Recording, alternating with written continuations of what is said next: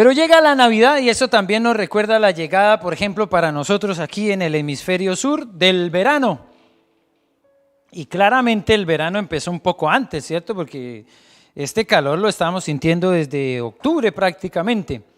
Uno de esos recordatorios de cómo el clima ha variado tanto, porque también en el hemisferio norte las nevadas empezaron a llegar desde un poco más temprano de lo acostumbrado.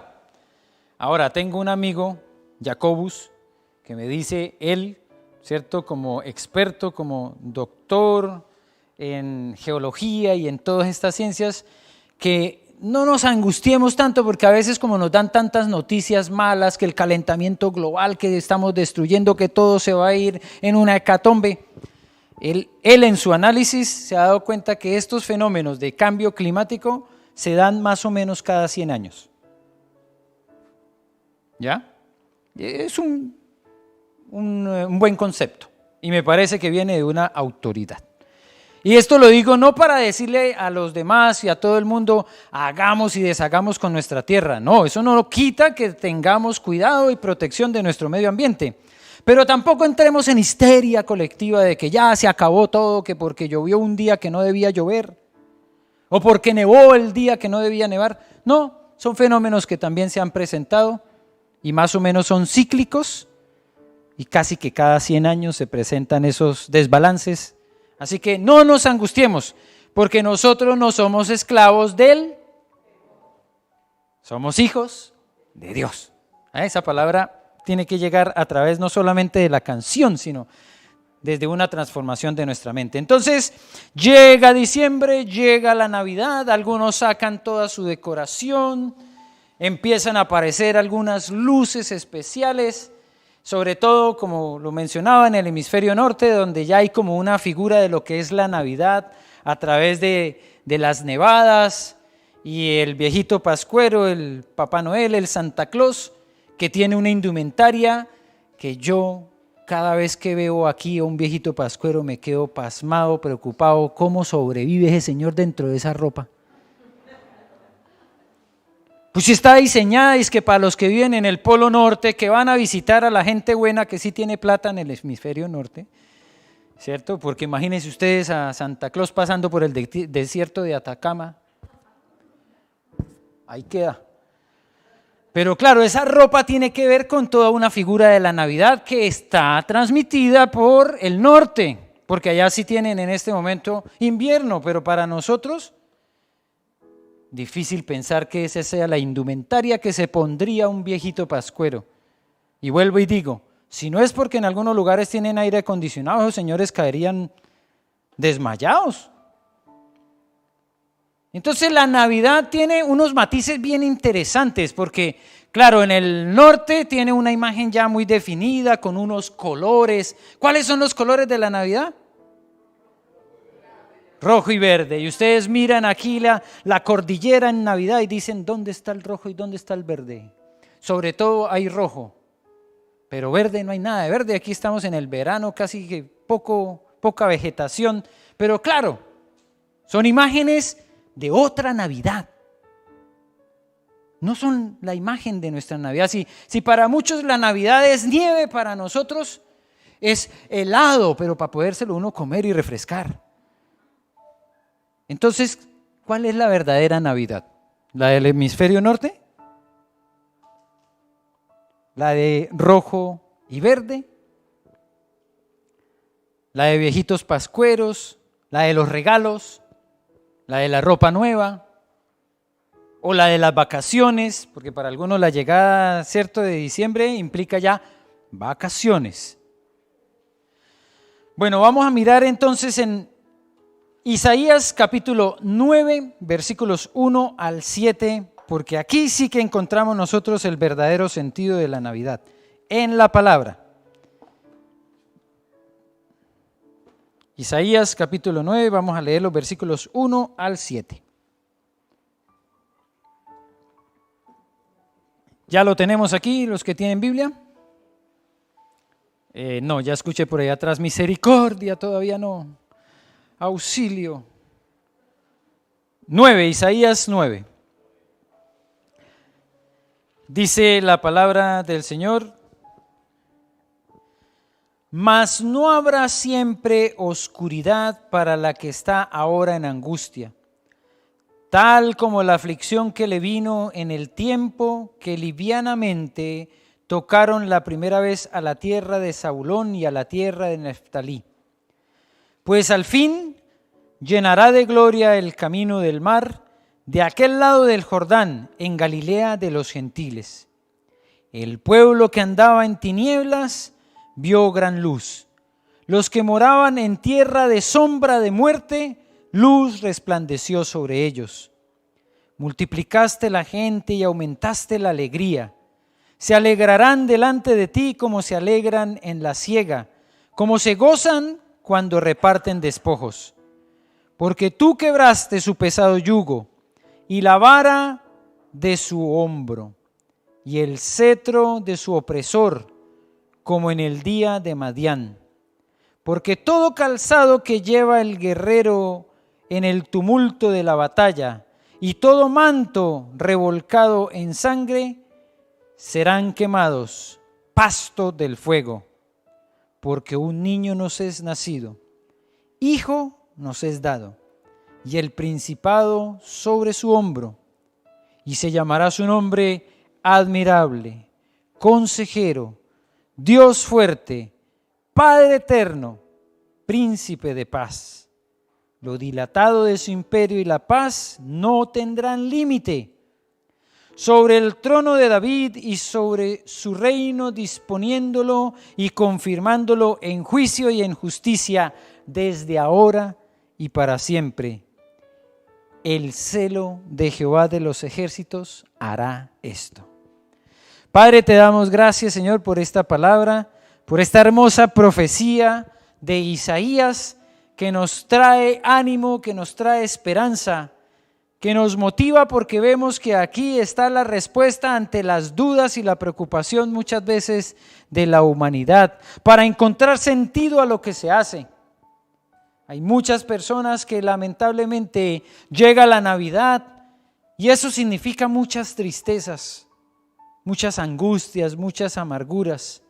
Aunque para algunos también la Navidad puede significar alegrías, regalos, fiesta, comida, pero nada de eso es el verdadero sentido de la Navidad. Nosotros sabemos cuál es el real y verdadero sentido de la Navidad. Y por eso pedimos tu guía y dirección y que tu Espíritu Santo confirme esta palabra en nuestros corazones. Eso te lo pedimos en el nombre de Cristo Jesús. Amén y amén. Hoy quisiera compartir desde el primer paso que damos, lo que significa que la historia de la humanidad esté siendo de alguna manera recopilada, que la historia de la humanidad no solamente esté en libros, sino que haga parte hasta de pensum académico, y que la historia de la humanidad corra para nosotros muchas veces sin darnos cuenta que hacemos parte de todo un proceso que viene desde hace años. Aquí, por ejemplo, se hace una línea de tiempo. Es la forma en la que los historiadores, por ejemplo, quieren ubicar eventos, sucesos, y normalmente, pues para su mejor comprensión, se hace como en bloques.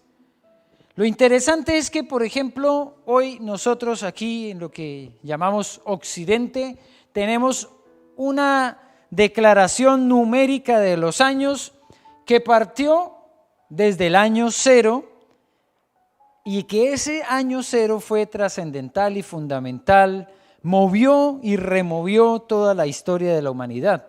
¿Cuál es el que se supone es el año 0? El nacimiento de Cristo. Para algunos historiadores, todo lo que pasa antes del 0 se llama prehistoria. Y eso es impresionante, para mí es muy impresionante, porque no es una visión solamente cristianizada o cristiana. Esto yo lo descargué de allá de internet, pero habían varias opciones y en las varias opciones se toma como punto de partida el año 0, el nacimiento de Jesús. Lo que lo hace a uno pensar, ¿cierto? ¿Por qué todavía tantas personas tienen resistencia con respecto a esta persona de Jesús? Al Jesús histórico. Algunos tienen resistencia al Jesús Señor. Claro, uno entiende porque Jesús vino a traer una serie de enseñanzas con las cuales no todos se quieren ver identificados. Por ejemplo, cuando uno ha tenido problemas serios con alguien que se considera tu enemigo y lees que Jesús te dice, ama a tus enemigos, uno dice, ah, en un buen chilenismo, ya te fuiste al chancho, Señor. Amar a mis amigos a veces me cuesta, pero amar a los enemigos. Entonces, esas que son muchas veces las enseñanzas de Jesús que son más resistidas, hacen que ver a Jesús como Señor para algunos sea difícil. Pero hay otro Jesús que es el Jesús histórico, donde hubo personas, muchas personas que lo vieron, que lo conocieron, donde se desarrolló una historia de un personaje que no fue por allá en Marte, en Júpiter, fue aquí, fue en una región conocida como la Media Luna Fértil, en ese entonces Palestina, bajo un imperio, el Imperio Romano. No fue bajo el imperio de los que hacen parte de la Guerra de las Galaxias. Ese imperio, el que contraataca, ese es ficticio. Aunque a veces uno ve personas por la calle que están tan rayaditos que parece que se lo creen, ¿no? Están vestidos de esa manera, pero bueno, están empeliculados, digamos, pero este imperio romano existió todavía. La gente va, visita Italia y amigas como Eloísa se toman fotografías allá en el Coliseo Romano y nos sacan pica. No, pero nosotros nos alegramos de que hagas esas cosas. Pero imagínense, hay todavía edificios que se sostienen que fueron construidos en ese imperio. O sea, hay historia. Hay historia que habla de todo el contexto de Jesús. Hay ciudades que todavía existen. Otras con el pasar de los años desaparecieron, pero los privilegiados que han tenido la oportunidad de ir y visitar Israel pueden ir a Belén, y es una ciudad. Visitan Jerusalén, y es una ciudad. Y muchas otras ciudades que se narran en las Escrituras, por donde Jesús pasó caminando. Fue bautizado en el río Jordán, y aunque hoy parece que no es tan río, sino parece más bien como una pequeña vertiente, no es tan grande, todavía la gente quiere ir y bautizarse en el río Jordán como se bautizó Jesús. Ese es el Jesús histórico, del cual hablan libros, del cual habla la historia de la humanidad, del cual no pueden decir es una ficción, es un invento. Ustedes, los cristianos, son unos tontos que siguen una idea, un invento, una filosofía. No es así. De Jesús hay muchas descripciones históricas, claro, de creyentes, pero también de no creyentes. Hay historiadores judíos como Flavio Josefo que también hicieron mención de un tipo que en la Palestina del primer siglo había trastornado todo. Ese es Jesús. Entonces, de ese Jesús nosotros no podemos tener dudas de su existencia, aunque nos cueste a algunas personas tratar de hacerles ver la realidad de Jesús, porque te vas a encontrar con personas que dicen, no, si no deberíamos estar nosotros en esta era de años, porque fue con base en el nacimiento de un personaje ficticio que se determinó el año 0. No fue un personaje ficticio. Jesús fue un personaje real y es un personaje que está dentro de la historia de la humanidad. Después nosotros podemos ver las divisiones, la edad antigua, la edad media, la edad moderna, la edad contemporánea, ahora le llaman la posmodernidad. Y quién sabe a futuro qué más nombre le van a dar. Pero dentro de todo ello está el principio fundamental de que todo refleja a Cristo. Pero aquí está entonces una declaración de Isaías que nos debe hacer pensar, porque todo este imperio, su paz no tiene límite, dice, sobre el trono de David, sobre su reino, disponiéndolo y confirmándolo en juicio y en justicia desde ahora y para siempre.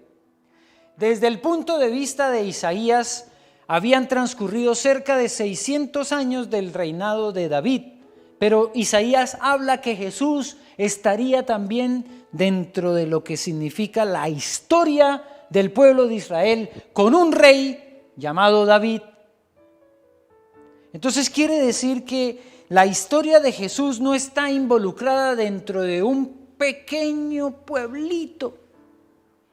No es la historia de un personaje medio loco o, como algunos dijeron, lunático que se le ocurrió hacerse crucificar. La historia de Jesús está dentro de la historia de toda la humanidad. ¿Y en dónde empieza la historia de la humanidad?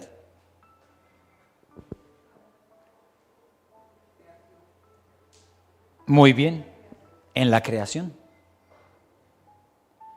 Tenemos que empezar ahí.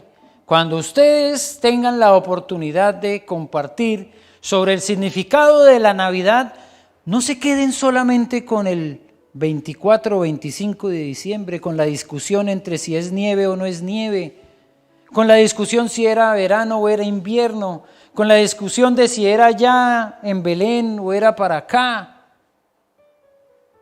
Empiecen hablando de la creación, porque la respuesta de qué es la Navidad empieza desde ahí. Y lo que vamos a compartir hoy es un ejercicio que espero yo nos ayude cuando tenemos esos instantes en los que necesitamos hablar de algo tan básico y tan sencillo como qué es la Navidad. Este mes ustedes se van a encontrar con personas que no le encuentran absolutamente nada de sentido a la Navidad, especialmente porque la están pasando mal. Porque en años anteriores estaban acostumbrados a gastar, a salir, a viajar, y muchos están en crisis económica, y como no autorizaron el cuarto 10%, pues menos plata van a tener. Entonces algunos van a estar furiosos. Van a estar furiosos con el Congreso porque no les aprobaron ese 10%. Y después de la segunda vuelta de elecciones van a poder seguramente estar muy furiosos porque no salió su candidato. Y porque se va a ir a la hecatombe Chile. Están sin plata, están sin esperanzas, están sin nieve. El viejito Pascuero viene si hay nieve, dicen por ahí. Entonces, ¿qué les vamos a decir? Tranquilos, mantengan la calma, porque esta historia de lo que es la Navidad no empezó hace poco, no empezó hace 2000 años. La historia de la Navidad comenzó desde la creación. Génesis 1:1 es el que nos dice: en el principio creó Dios los cielos y la tierra. Y desde ahí parte todo. Empieza entonces el Señor a conformar una creación que maravillosamente tomó forma para bendición del hombre. Y ahora, cuando el hombre está ubicado en parte de esa creación, el Señor lo ubica y les dice: ustedes van a tener goce y bendición en este lugar, solamente no tomen de aquel árbol. Y como es un ejercicio de la memoria, lo que les voy a pedir es que hagamos 6 estaciones dentro de la historia de la humanidad, todas con la letra C. ¿Qué ocurrió en ese jardín del Edén que fue un momento cúspide dentro de lo que se esperaba que sucediera allí? Con la letra C. la caída. ¿Ya? Este es un ejercicio porque si tenemos todas las letras C, estoy seguro nos va a ayudar a recordar más. Y claramente llegó la caída. La caída, como nos describe Génesis capítulo 3, versículo 6, fue una desobediencia. No fue como en algún momento alguien creyó que el evento cúspide de la caída había sido que Adán y Eva tuvieron relaciones y tuvieron hijos. No. Dice el versículo 6, y vio la mujer que el árbol era bueno para comer y que era agradable a los ojos y árbol codiciable para alcanzar la sabiduría, y tomó de su fruto y comió, y dio también a su marido, el cual comió así como ella. Entonces fueron abiertos los ojos de ambos y conocieron que estaban desnudos, y entonces cosieron hojas de higuera y se hicieron delantales. Y ahí oyeron la voz de Jehová Dios, que se paseaba en el huerto al aire del día, y el hombre y su mujer se escondieron de la presencia de Jehová Dios entre los árboles del huerto. Mas Jehová llamó al hombre y le dijo, ¿dónde estás tú? Y él respondió, oí tu voz en el huerto y tuve miedo porque estaba desnudo y me escondí. Y Dios le dijo, ¿quién te enseñó que estabas desnudo? ¿Has comido del árbol que yo te mandé que no comieses? ¿Qué fue lo que sucedió? ¿Y cuál es la caída? La desobediencia. Y en esa desobediencia todo cambió. En esa desobediencia ellos se vieron desnudos y no les gustó. Se cubrieron, buscaron hojas, ojalá no hayan sido hojas de órtiga, pero se cubrieron para tratar de alejarse de algo que no les gustó que estaba viendo. Por ahora Dios no los estaba viendo, ¿cierto? Pero cuando vino Dios, que parece ser no es la primera vez, por lo que el texto nos relata, vino Dios como tenía por costumbre pasar a saludar y ellos dijeron, ya no estamos bien. Y se escondieron. Algo cambió. La caída cambió todo. Y ahora ellos se alejan de Dios. La caída trajo consecuencias y una específicamente se ve relacionada con la distancia que ahora ellos iban a tener con el lugar de la presencia de Dios. Fueron sacados, nos dice el versículo 23 y 24, sacó Jehová del huerto del Edén al hombre para que labrase la tierra de la que fue tomado. Echó pues fuera al hombre y puso al oriente del huerto de Edén querubines y una espada encendida que se revolvía por todos lados para guardar el camino del árbol de la vida. Las consecuencias vinieron inmediatamente. La caída trajo como resultado un autoconcepto del hombre que no era superior al anterior. Antes ellos se veían desnudos y no había problema. Ahora se ven desnudos y no les gusta lo que ven. Entró el temor, entró la preocupación y junto con ello vinieron las demás consecuencias. Más dolores en el parto para la mujer, más dolor en las manos para labrar la tierra. Problemas con el hombre y la mujer, tu deseo será para tu marido y tú te enseñorearás de ella. Relaciones interpersonales conflictivas. Pero la más importante de todas, distancia con el Creador. Fueron echados fuera del lugar donde estaba la presencia de Dios. Y todas estas consecuencias que nosotros las vemos empiezan con el versículo 23 de una forma muy interesante en Romanos capítulo 3, versículo 23. También se nos recuerda que son parte de esa consecuencia. No era que se iban a llamar Pérez como apellido, es que finalmente la muerte entró a la humanidad. Y como dicen Romanos, la paga del pecado es muerte. Y Romanos 6:23, por cuanto todos pecaron y están destituidos de la gloria de Dios. Interesante, ¿no? Versículos 23 sucesivos. en Génesis, en Romanos, que nos recuerdan las consecuencias. Y ahí estamos, toda la humanidad alejada por causa del pecado. ¿Cuál fue la solución?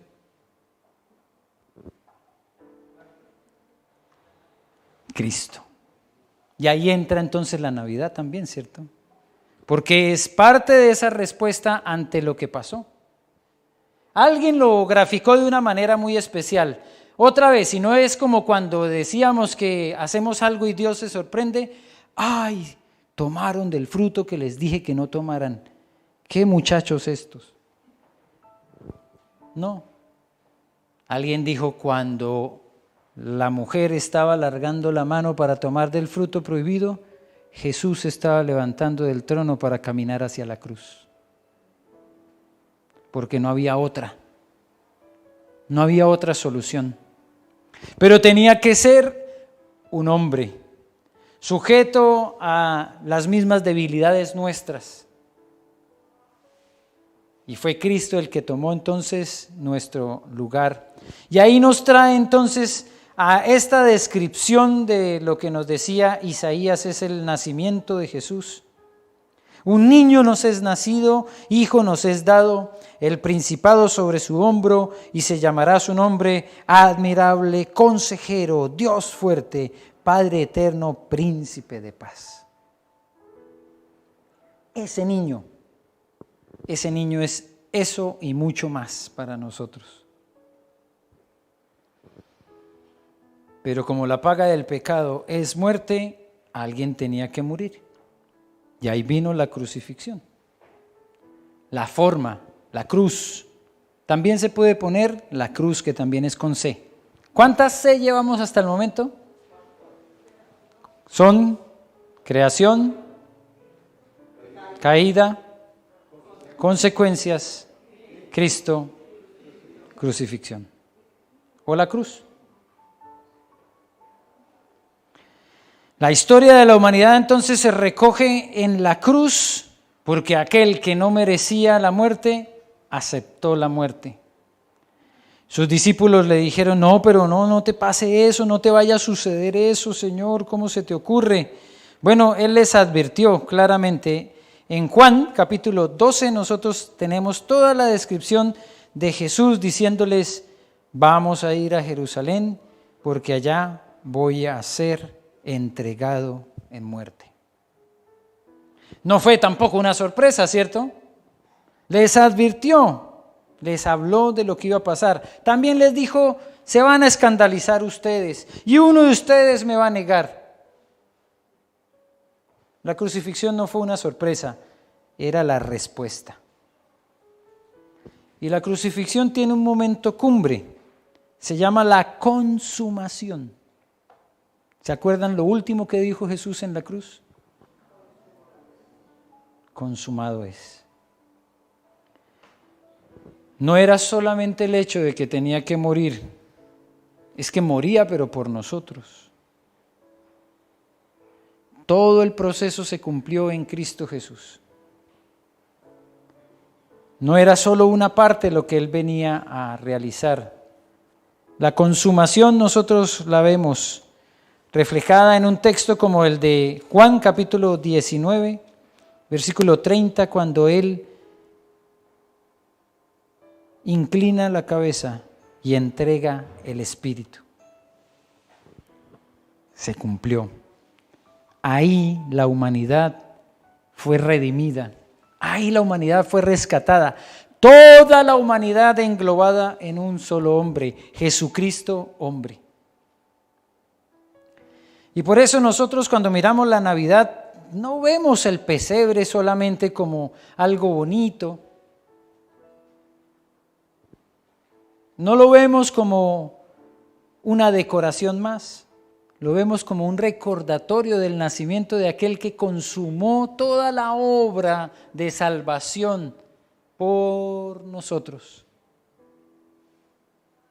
Entonces sé que algunos todavía luchan con las decoraciones. Ay, pero poner esto, el árbol, parece ser que a algunos les causa conflicto un árbol con luces, con decoraciones. ¿Qué origen tiene el árbol? No importa cuál sea el origen. ¿Qué te recuerda a ti el árbol? ¿Qué significado tiene el árbol? ¿Qué significado tiene el pesebre? ¿Qué significado tienen las decoraciones? Eso es lo verdaderamente importante. Nos recuerda la consumación de todos los tiempos y la historia de la humanidad. Hay un evento que todavía nos falta ver, que también viene con la C, y es el número 7. Son 7 C.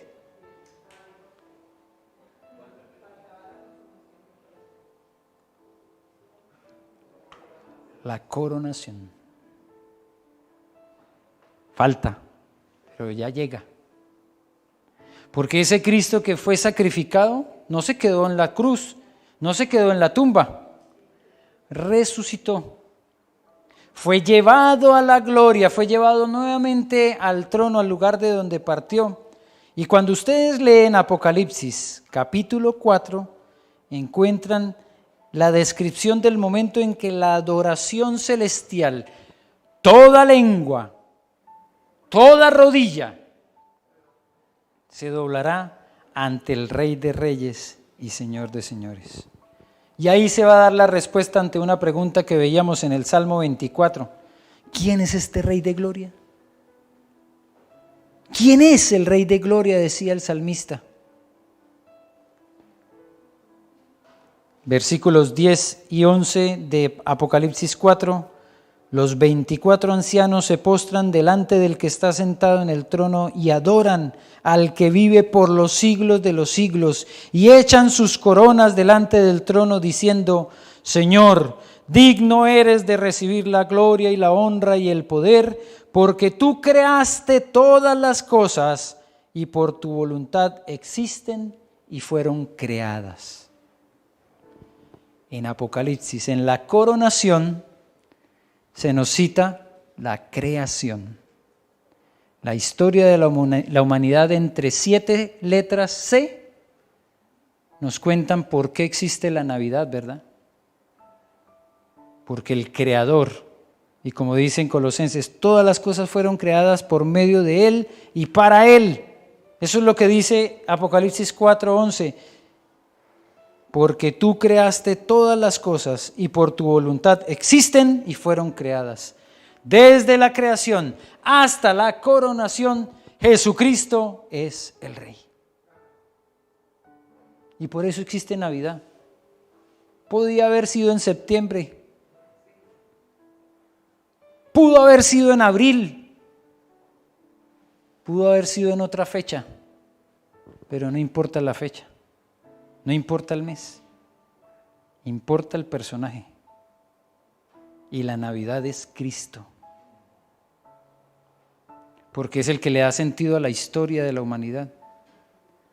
Y cuando nos acordemos de esas 7 letras C, creación, caída, consecuencias, Cristo, crucifixión, consumación y coronación, más sentido tendrá la Navidad, ¿verdad? Porque no es decoración, no es ropa, no son viajes, no es comida, es Cristo. Padre, te damos gracias por esta palabra que nos recuerda qué es lo verdaderamente importante y qué es lo que da sentido a la Navidad. La Navidad empieza con Cristo, el Creador. Terminará con Cristo, el Rey coronado, el Rey de gloria. Toda la historia de la humanidad está allí consignada para nuestro beneficio, porque el nacimiento de Jesús fue por nosotros, para entregar su vida por nosotros. Gracias, Señor, por este maravilloso evento que celebramos este mes. Lo podríamos celebrar en cualquier otro momento, pero lo vamos a hacer este mes para darte gloria a ti y para decirte gracias por tu perdón y por tu salvación. Alabado y glorificado sea tu santo nombre en Cristo Jesús. Amén y amén.